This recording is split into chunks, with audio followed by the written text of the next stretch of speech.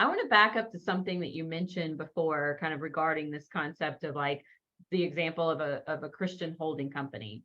So thinking about businesses that do have this strong culture embedded into who they are, how does that help them differentiate or put them in a better position in the market when you're trying to sell that business? From a sell perspective, it affects a lot of things. For instance, it changes the buyer profile. Whereas typically, and there's a number of different ways to go to market. So I'm not trying to put everybody into the same box. You know, you might do a limited auction, you might approach certain competitors and try to do like that. But when we're emphasizing culture, then the buyer hunt is extremely important.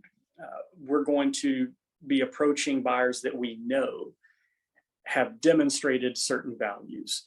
You tell me that you're trying to transact this cultural focused transaction, then we're going to have to make sure that the organizations that we approach to do that have demonstrated that that's what they're about. We're not interested in someone who's never done a B Corp certification, but now they're saying, oh yeah, we're suddenly really interested in B Corp. We'd like to buy this organization. No, that's not really good enough. We need to see demonstration. So I would say that changing the buyer profile is huge. I think it increases rarity on both sides of the table in those conversations. It also, to me, elevates the conversation, right? We still have to go through the financial stuff. It still has to be a good business with clean numbers and all of those types of things you would see. We're just making it harder. So I tell business owners that this is going to make it harder. Don't be deceived about that.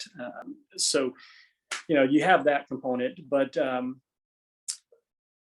when you come into a typical transaction in the M&A space, one of the things that's always looked at is turnover, especially among leadership and all of those types of things. How long has your team been in place, and are you retaining those people? Because they're trying to see, are we going to retain those people?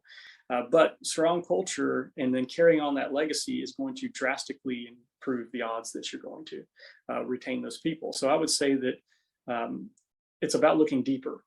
It's about finding buyers that invest in culture, that share values, that will retain employees. So you're going to see that. And as we know, you guys know, I don't have to tell you guys how valuable retention is for good A players, recruiting as well. So there's profitability in all of this. There really is, because you're going to attract people that share your values and believe in the purpose and are going to try to do that. So how does strong culture help the transaction? Sometimes, I mean, I'm going to be honest, sometimes it hurts the transaction.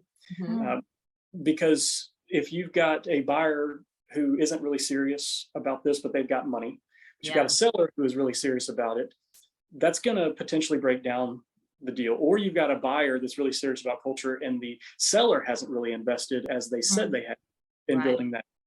That could break down the transaction. So I don't want to leave the impression like this is always improving the process. It makes it harder. It can cause deals to fall apart. But when it works the best, because you're going to keep those people. You're not going to see as much turnover in the transaction. After the transaction, you're not going to have this big internal rift because people are suddenly no longer being valued the way they were or whatever.